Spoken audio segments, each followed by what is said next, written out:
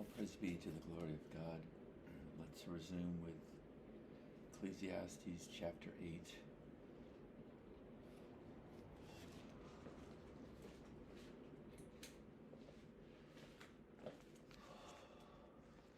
Okay. None have power to avoid death. It will not be well with the wicked. He turns to pleasure and cannot find wisdom. Who is as the wise man, and who knoweth the interpretation of a thing? A man's wisdom maketh his face to shine, and the boldness of his face shall be changed. Boldness meaning that stubbornness and that pridefulness, that brow, the haughty brow that God hates of the daughters of Zion. Meek is the opposite of bold. And yet God tells us that the righteous are bold as a lion. And this is interesting. Sorry to digress, but I think this is important because how do we know when to be righteous and also to be charitable at the same time? Because as we know from Paul, without charity we have nothing. So charity is not just giving to the poor, but charity is agape. It's understanding the mind of God and having compassion for God as a person and following his precepts, because it hurts him when we transgress, when we sin, that iniquity. It upsets him as a person to see his children doing these self-destructive things that he has to correct us for, because he has these legal arrangements with these angels. So again, it's very important to understand that we're seeing this compromised world. Yes, it has God's goodness, but it's perverted by sin. Okay, chapter 8, verse 2. I counsel thee to keep the king's commandment, and that in regard of the oath of God. And you can see that God is not telling us everything. He's like, because he can't explain it. He's like, look, I'm telling you, just keep the commandment. But because part of the legal arrangement he has is that he can't tell us everything. Be not hasty to go out of his sight. Stand not in an evil thing, for he doeth whatsoever pleaseth him. Where the word of a king is, there is power, and who may say unto him, what doest thou? Meaning, we live in this pluralistic, secular, evil world, but you still have to follow the precepts, because a bishop then must be blameless.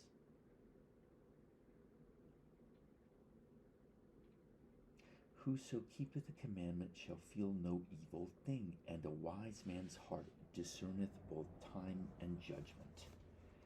Because to every purpose there is time and judgment, therefore the misery of man is great upon him. For he knoweth not that which shall be, for who can tell him when it shall be? There is no man that hath power over the Spirit to retain the Spirit. Neither hath he power in the day of death, and there is no discharge in that war. Neither shall wickedness deliver those that are given to it. All this have I seen, and applied mine heart unto every work that is done under the sun. There is a time wherein one man ruleth over another to his own hurt. And so I saw the wicked buried, who had come and gone from the place of the holy, and they were forgotten in the city where they had so done. This is also vanity. Because sentence against an evil work is not executed speedily, as in the last 6,000 years. God is coming. His mighty arm is coming out of the sky. It's any moment in the twinkle of an eye. Only the Father knows, but he is coming. He's real, and it's coming soon. You can feel it. Look at the world's going to pieces. He's flooding it. You can't pretend anymore.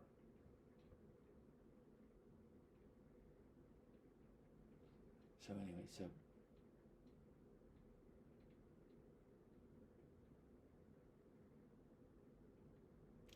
again, this is very important.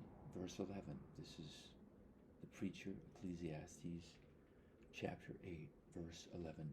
Because sentence against an evil work is not executed speedily. Therefore, the heart of the sons of men is fully set in them to do evil. And notice the consistency of God, the great novelist. So he says, therefore the heart of the sons of men is fully set in them to do evil. And then we know also from Proverbs that God says he sets eternity in the heart. God hath set the world in their heart. But also,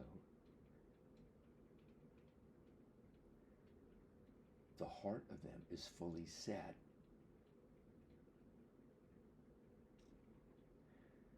It's just so brilliant. I mean, he's working on these linguistic levels. This is verse 12. Though a sinner do evil 100 times, and his days be prolonged, yet surely I know that it shall be well with him, with them that fear God. Let's do that again. Though a sinner do evil 100 times, and his days be prolonged, yet surely I know that it shall be well with them that fear God, which fear before him. But it shall not be well with the wicked, neither shall he prolong his days, which are as a shadow, because he feareth not before God. There is a vanity which is done upon the earth, that there be just men unto whom it happeneth according to the work of the wicked. Again, there be wicked men to whom it happeneth according to the work of the righteous. I said that this also is vanity. Then I commended mirth, because a man hath no better thing under the sun than to eat, and to drink, and to be merry, for that shall abide with him of his labor the days of his life. Now you see how preposterous this is? This is all we have, is to have a good meal and rejoice. And that's really true. That's why the Our Father prayer is perfectly self-contained. It says, give us our daily bread. That's all we can ask for. So,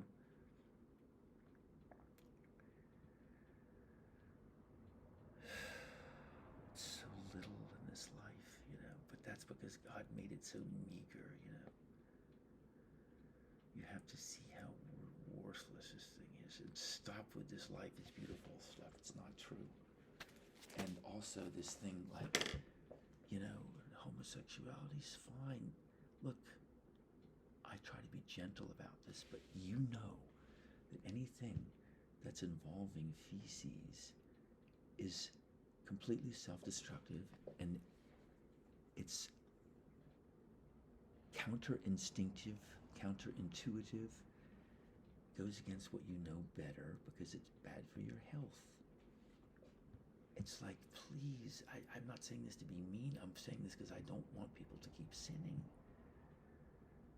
Give up on this homosexuality thing. It's redundant. It's nuts, and you know it.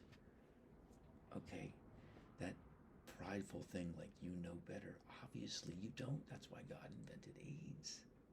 Okay? So take the hint. Don't throw a parade about this in this aggressive way, the parade thing, Please, is there anything more loud and offensive and methinks the lady doth protest too much? I mean, And of course, everybody hates me for saying these things, but because if I don't say them, nobody will. So I'll be the bad guy and have everyone hate me if I can save one soul. But the angels in heaven do rejoiceth thousands upon thousands of more times when they save one sinner. It's really true. God rejoiceth in mercy. It's part of his personality. It's not just some saying. He's a person. So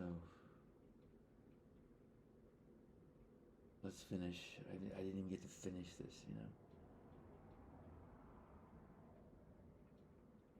Okay, there is a vanity which is done upon the earth, that there be just men unto whom it happeneth according to the work of the wicked. Again, there be wicked men to whom it happeneth according to the work of the righteous. I said that this also is vanity. Then I remembered mirth, because a man hath no better thing under the sun than to eat and to drink and to be merry, for that shall abide with him of his labor the days of his life, which God giveth him under the sun. When I applied mine heart to know wisdom, and to see the business that is done upon the earth, for there also is that neither day nor night seeth sleep with his eyes. Then I beheld all the work of God, that a man cannot find out the work that is done under the sun, because though a man labor to seek it out, yet he shall not find it. Yea, further, though a wise man think to know it, yet shall he not be able to find it. Only God knows. I've been searching, and God won't tell me. Not that I'm anything special. I'm the, a despicable, interchangeable, talentless, worthless, envious piece of garbage. But that said, I think that I can be said to have sought him, probably. You think maybe more than anybody you know? At least give me that. Please, give me something. Please, I beg you. But that said, I think that the answer is right there again. God puts the day of adversity against the day of prosperity, to the end that we see that there's nothing but God. He's calling all the shots, I promise you. He's made me aware of this. How do I prove that? I cannot put it in a test tube.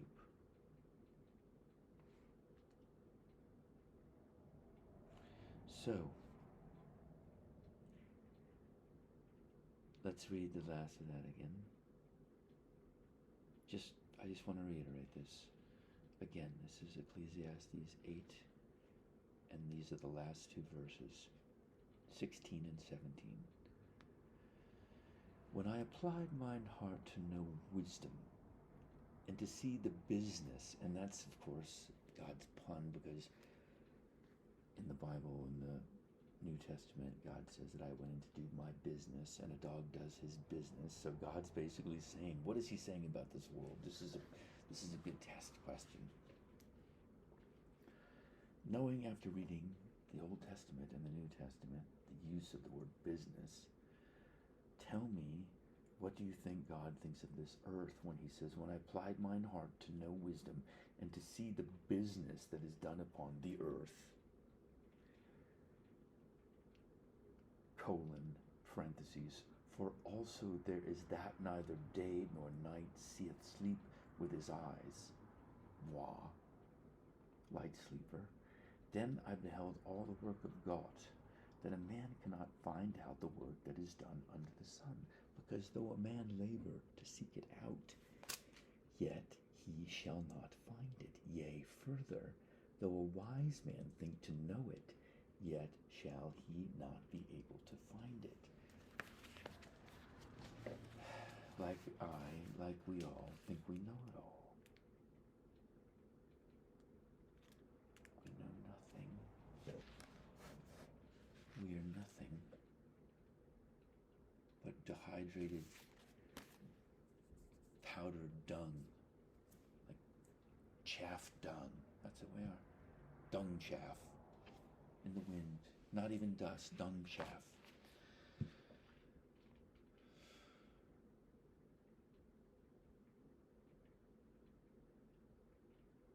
Let's go into chapter 9. Why not? Why don't we then, shall we? To the 6 people that are chuckling over this across the globe. Great. Okay, chapter 9, Ecclesiastes, the preacher. Thanks for at least, pretending to watch this stuff. Chapter 9, God's providence rules over all. All men are subject to time and chance. Wisdom is better than strength. One sinner destroys much good. Again, if you're just tuning in, this is Ecclesiastes, or The Preacher, chapter 9. For all this I considered in my heart, even to declare all this, that the righteous and the wise and their works are in the hand of God. No man knoweth either love or hatred by all that is before them. All things come alike to all. There is one event to the righteous and to the wicked. Quiz question, and what is that event? We've heard that phrase used a lot in Isaiah, Proverbs, and Ecclesiastes. We'll get back to that question. So, there is one event to the righteous and to the wicked, to the good and to the clean and to the unclean, to him that sacrificeth and to him that sacrificeth not. As is the good, so is the sinner, and he that sweareth, as he that feareth an oath. This is an evil among all things that are done under the sun, that there is one event unto all. Yea, also the heart of the sons of men is full of evil, and madness is in their heart while they live, and after that they go to the dead. Excuse me.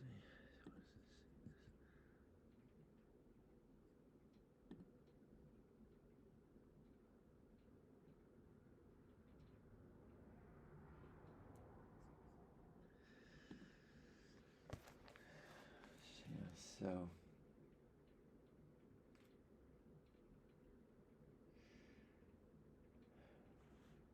okay, verse 4, Ecclesiastes 9.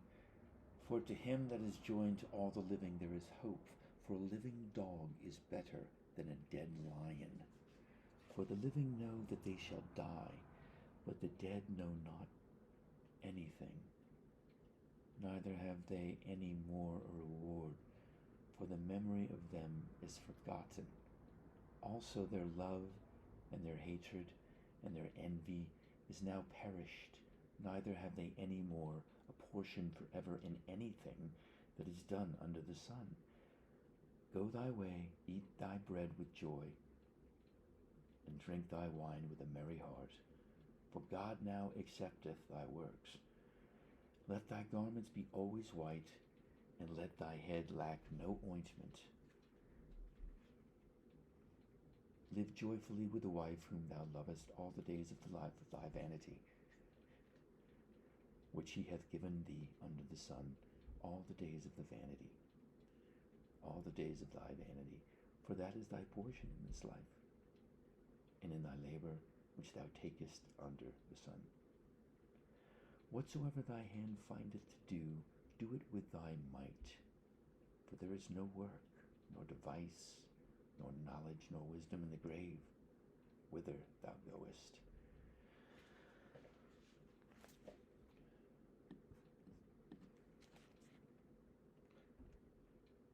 I returned and saw under the sun that the race is not to the swift, nor the battle to the strong, neither yet bread to the wise, nor yet riches to men of understanding, nor yet favor to men of skill, but time and chance happeneth to them all.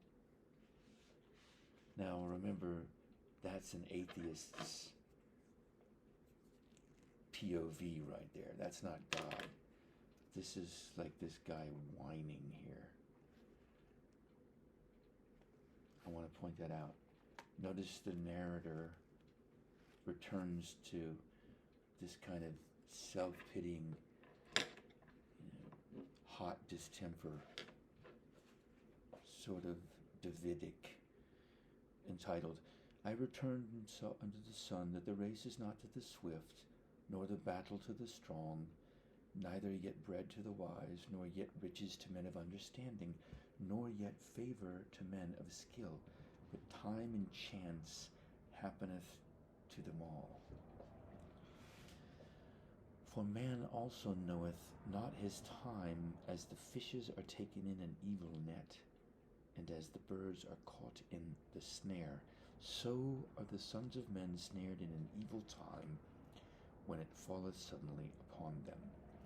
This wisdom have I seen also under the sun, and it seemed great unto me. There was a little city, and few men within it, and there came a great king against it, and besieged it, and built great bulwarks against it. Now there was found in it a poor wise man, and he by his wisdom delivered the city.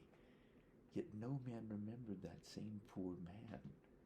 Then said I, Wisdom is better than strength.